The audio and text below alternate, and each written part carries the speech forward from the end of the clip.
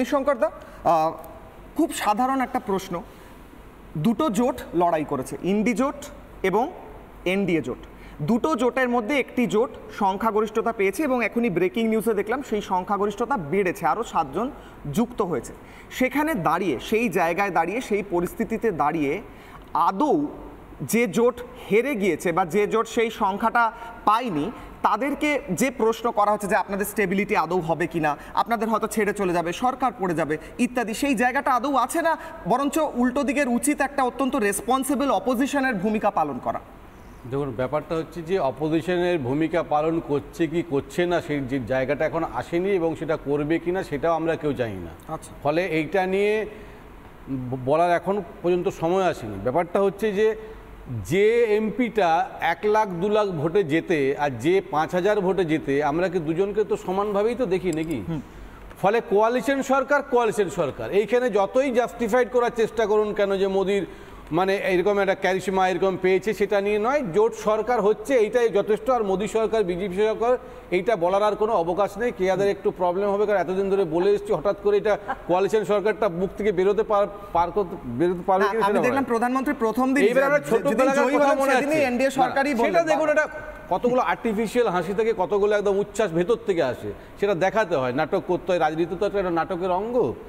এখন ছোটোবেলার থেকে আমরা দেখতাম যে আমরা যখন ওই 7, 8-এ পড়তাম না, কোনো সাবজেক্টে যদি কম নাম্বার পেতাম বা কেউ কোনো ইয়েতে যদি ফেল করতাম, তখন আমরা কতগুলো এক্সাম্পল খুঁজতাম। ওই পাড়ার একটা ছেলে এত কম নাম্বার পেয়েছে, ওই পাড়ার একটা ছেলে ফেল করেছে, পাশ করলে কিন্তু এগুলো খুঁজি না। ফলে এইগুলো এখন তোমরা খুঁজে বেড়াচ্ছ যে কি করলে জাস্টিফাইড করতে পারবো যে এটা একটা স্টেবল গভর্নমেন্ট। দেখুন না মণিশঙ্কর, এই মুহূর্তে দাঁড়িয়ে তো স্টেবল গভর্নমেন্ট, কারণ লেটার অফ সাপোর্ট জেডিইউ দিয়েছে, টিডিপিও দিয়েছে এবং প্রত্যেকটা পক্ষ থেকে লেটার অফ সাপোর্ট দিয়ে দেওয়া হয়েছে যে আমরা সমর্থন করছি। এতে কিন্তু আপনারা দেখতে হবে যে প্রত্যেকটা দলের তো একটা আইডিওলজি থাকে, প্রত্যেকটা দলের একটা প্রিন্সিপাল থাকে, তাদের ম্যানিফেস্টো থাকে।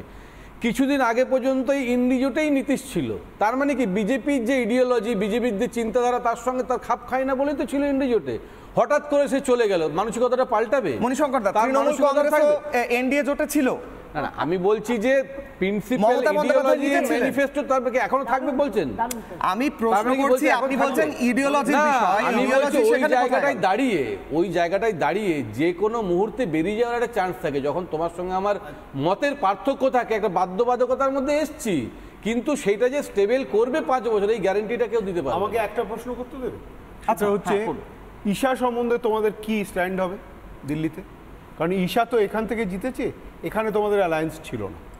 না দেখুন, অ্যালায়েন্স দুটো, একটা হচ্ছে ভোটের আগে হয়, একটা হচ্ছে ভোটের পরে হয়। আমি যেটা বরাবর বলেছিলাম, এখানে যখন প্রশ্ন করা হয়েছিল ইন্ডি জোট নিয়ে, তখন বলেছিলাম যে বিরোধী জোটটা বিজেপির যারা আসবে তারা পরে ঠিক করবে জোট করবে কি করবে না।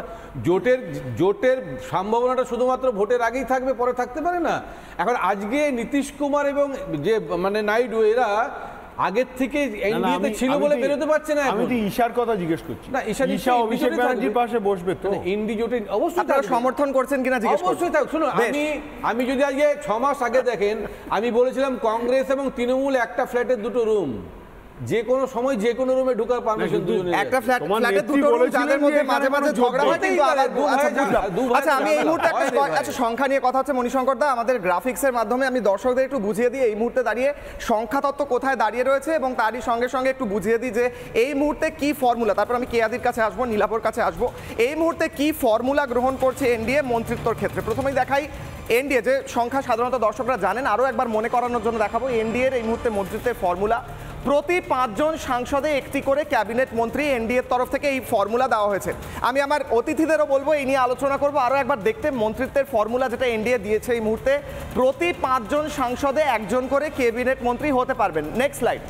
প্রতি 2 সাংসদে 1 জন করে প্রতিমন্ত্রী করার কথা বলছে এনডিএ, অর্থাৎ 2 জন সাংসদ থাকলে 1 জন প্রতিমন্ত্রী, সেই সংখ্যা যত বাড়বে প্রতিমন্ত্রীর সংখ্যাও তত বাড়বে। টিডিপি জেডিইউকে এই নিয়মে প্রস্তাব দিয়েছে এনডিএ। এই মুহূর্তে দাঁড়িয়ে যে খবর উঠে আসছে, টিডিপি এবং জেডিইউর ক্ষেত্রে এই ফর্মুলাই কাজ করবে।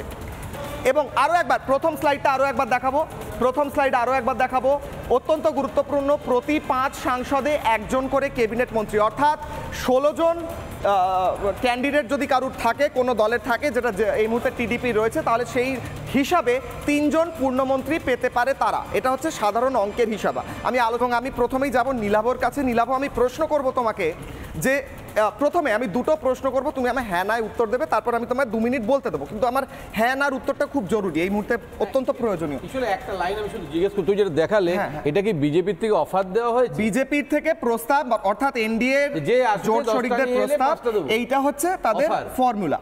ঠিক আছে, সূত্র মারফত খবর পাওয়া যাচ্ছে। নীলাভ, প্রথমেই প্রশ্ন করব, দুটো জোট, এনডিএ জোট এবং ইন্ডি জোট, তারা ভোটে লড়াই করেছে। দুটো জোট দুপক্ষে লড়াই করেছে, একজন পেয়েছে 292, একজন পেয়েছে 234।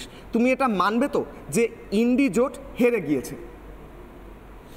না, আমি এখানে কাউকেই না, এক মিনিট নীলাভ, আমি তোমায় এক্সপ্লেন করতে দেবো, আগে তুমি আমার দুটো প্রশ্নের হ্যাঁ নাই উত্তর দাও।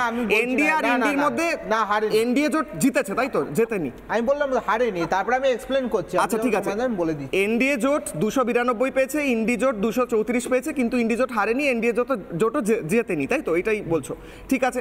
দ্বিতীয় প্রশ্ন আমার খুব স্পেসিফিক, 292 234-এর সংখ্যা নিয়ে 292 + 7 অর্থাৎ 300, তাদেরকে টপকে একটা সরকার গঠন করা কি এই মুহূর্তে সম্ভব বলে মনে হচ্ছে তোমার? রাজনীতিতে অসম্ভব বলে তো কিছু হয় না, এটাই তো আমরা শিখেছি রাজনীতি করতে। আচ্ছা, এবার তুমি এক্সপ্লেন করো যে তুমি কেন বলছো যে ইন্ডি জোট 234 পেয়ে হারেনি। না, আমি বলছি, দেখুন, জেতার পরিসংখ্যান মাত্রাটা কি? জেতার পরিসংখ্যান মাত্রা 272টা সাংসদ। যতক্ষণ না 272টা সাংসদ এককভাবে কেউ পাচ্ছে, আমি কিন্তু কাউকেই জয়ী বলছি না। কেউ একটু বেশি আসন পেয়েছে জেতার জায়গাতে, কেউ একটু কম পেয়েছে। এটা আপনি বলতে পারেন হ্যাঁ বিজেপি একটু বেশি পেয়েছে, কংগ্রেস কম পেয়েছে, এটা তো স্বাভাবিক। কিন্তু 272-এর যে সংখ্যা, আজকে আপনি বলুন তো, যিনি নীতিশ কুমার আছেন, চন্দ্রবাবু নাইডু আছে, এনারা তো আমাদের সাথেও ছিলেন। নীতিশ কুমার তো সেই দিনও ছিলেন। নীতিশ কুমারকে আপনাদের বিজেপির লোকেরা গালাগালি করতো, বিজেপির নেতারা, আবার চলে গেছে। নীতিশ কুমার আবার যে আসবে না তার কোনো মানে নেই। চন্দ্রবাবু নাইডু আমাদের সাথে ছিলেন, এখন এনডিএর সাথে আছেন, আবার ইন্ডিয়ার সাথে আসতে পারেন। আর নির্দলীয় সাংসদ আপনারা যে কথাটা বলছেন, আমি জানি না আপনি যে তথ্যটা দিয়েছেন, নিশ্চয়ই আপনারা ভুল দেবেন না, কিন্তু আমি আর একটা তথ্য আপনাদের দিয়ে রাখি। চিঠি আছে না, আমি বলেছি অবশ্যই আপনারা ঠিক তথ্য দেবেন, ভুল তথ্য দেবেন না, আমি বলেছি। সেটা হচ্ছে পূর্ণিয়া থেকে সাংসদ, নির্দল সাংসদ পাপ্পু যাদব, তিনি কিন্তু কংগ্রেসকে সমর্থন করে দিয়েছেন। তাহলে সেই দলের নির্দলীয়রা এখানেও আসছে। দেখুন, আমি এখানে পরিষ্কার বলছি, 272 যতক্ষণ না কোনো দল পাচ্ছে, একজন রাজনৈতিক কর্মী হিসেবে আমার মনে হয় বাদ বাকি জায়গায় পলিটিক্স ওপেন আছে। ওপেন থাকার নীলাভ বলছো 272 একটা দল না পেলে সেই জোট জেতেনি, সেই জোটকে জয়ী বলা যায় না। আমি জোট নাই, পার্টিগতভাবে বলছি।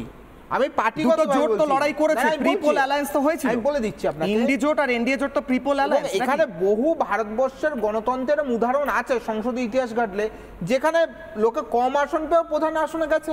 রাজ্য রাজ্যে উদাহরণ আছে এরকম, বিজেপিও করেছে, কংগ্রেসও করেছে, বিজেপি অনেক জায়গায় করেছে এরকম, কম সিট পেয়েও তারা সরকারে গেছে, প্রধানমন্ত্রিত্ব নিয়েছে, এরকম বহু উদাহরণ আছে, নেই তো তা না। ফলে আমি বলছি, আপনারা যে অঙ্কটা বলছেন 272, যেটা হচ্ছে ম্যাজিক ফিগার, সেটা অনেক ভাঙচুর হতে পারে। এখন ইন্ডিয়ার মধ্যে যারা আছেন তারা ইন্ডিয়ার সাথে আসতেই পারেন, এলেই সরকার হয়ে যাবে না। আচ্ছা বেশ, আমি মল্লিকার্জুন খাড়গের একটি বাইট শোনাবো, কেয়াদির কাছে আসবো, তারপর তুমি যেমনটা বলছিলেন নীলাভ, আপনি যেমনটা বলছিলেন তার থেকে একটু আলাদাভাবেই তিনি কি বলছেন শুনি, তারপর ফিরছি আলোচনায়। মল্লিকার্জুন খাড়গে কি বলছেন? The India bloc will continue to fight against the fascist rule of the BJP led by Modi. The India bloc will continue to fight against the fascist rule of the BJP led by Modi. কেয়াদি 300 seat প্রায় ছুটছে, এমনকি নীলাভ বলছিলেন যে উল্টো দিকেও সংসদ বাড়ছে, সংসদের সংখ্যা বাড়ছে, হয়তো পশ্চিমবঙ্গ থেকেও 2 জন যাওয়ার পথে আছেন।